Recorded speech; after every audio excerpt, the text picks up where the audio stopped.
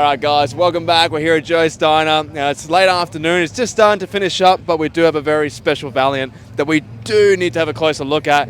We're here with Nathan. Hey, bro. Hey, bro. How you doing, man? Yeah, very good. Very good. Oh, you were laughing your ass off 2 seconds ago. Everybody. There it is. Everybody. I love his laugh. Got to contain it now. Okay. Yeah, You good? we got it. Let's talk about the car. Yeah. Now, this thing's awesome. Now, we've done a video on it. We've talked about it in the past. Yep. But, you know, for those that haven't seen it, you know, it's been in your family for a while. It was a really sentimental build, and it's been kind of bulletproof for a while now. Like, tell me a little bit about it. Righto. Well, you know, last 3 years old now. So 2019 was The finish of the build. finish of the build. How long have you had the car for now? It'll be close to 25 years Yeah. now. So yeah, no, it's a good thing.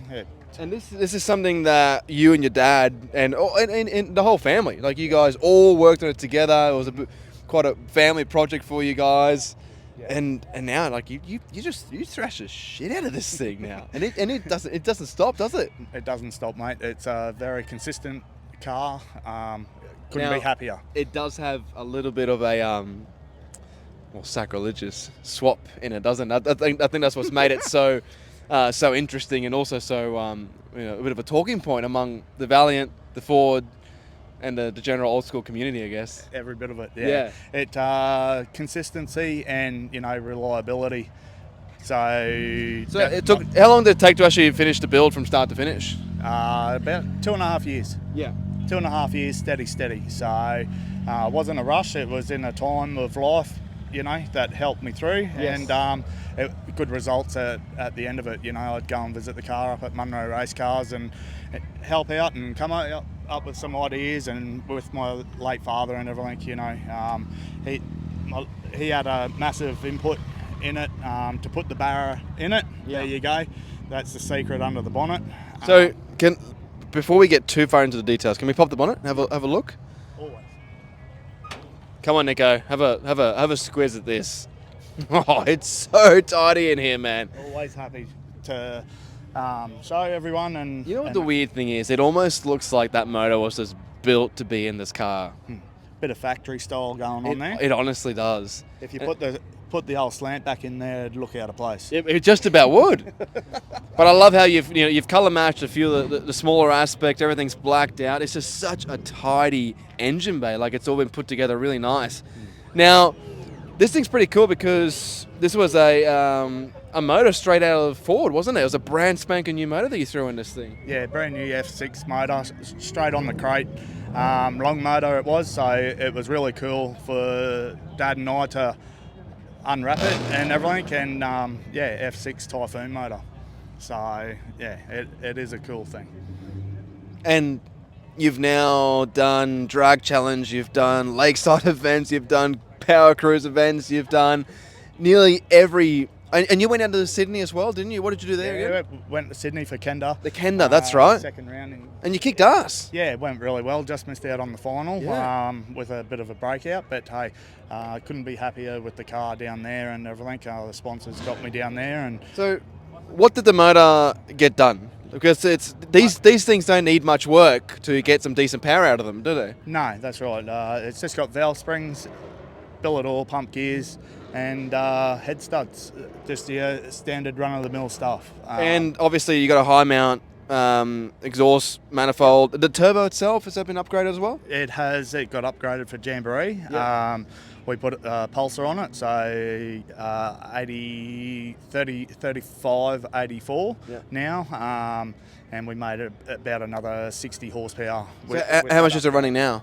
Running about 760 now. Wow. Yeah.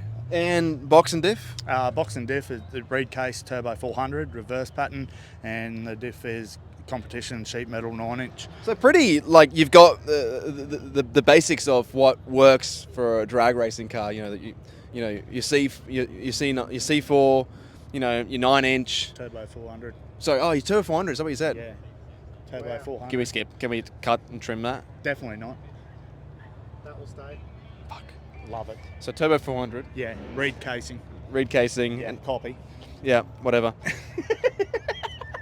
And it just works. It works, mate. Yeah. It's very consistent, and it comes down to my tuner, Lee from Real Dyno. Yeah, Real Dyno, so Real Dyno did all the work on this, eh? They kind of made sure it all works, and they did majority of the engine stuff as well, right? Yeah, that's right, exactly right. So the upkeep on that and everything, I maintain myself and everything through the whole car, and my daughters, Shanae and Sienna, and but Lee with the tuning side of things and the upgrades and moving forward with the car is second to none.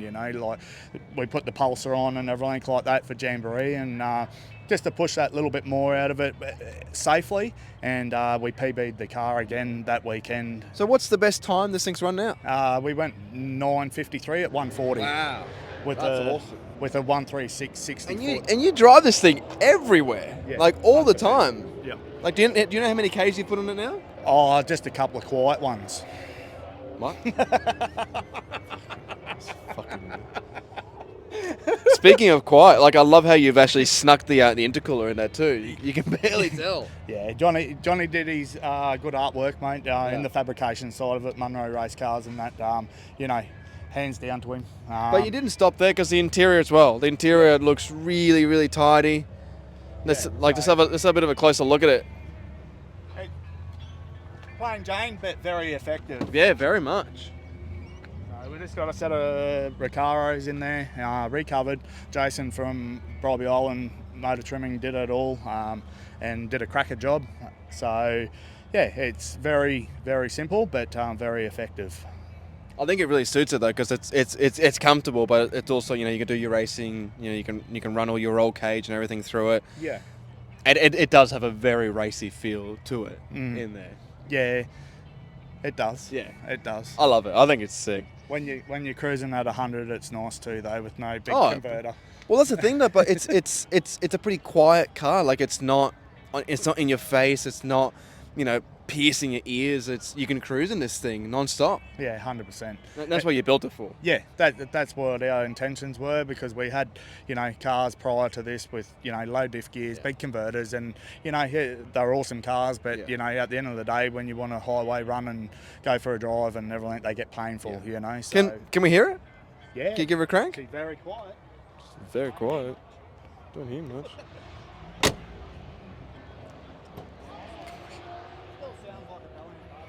It does sound like a Valiant, I guess, yeah. 6-banger.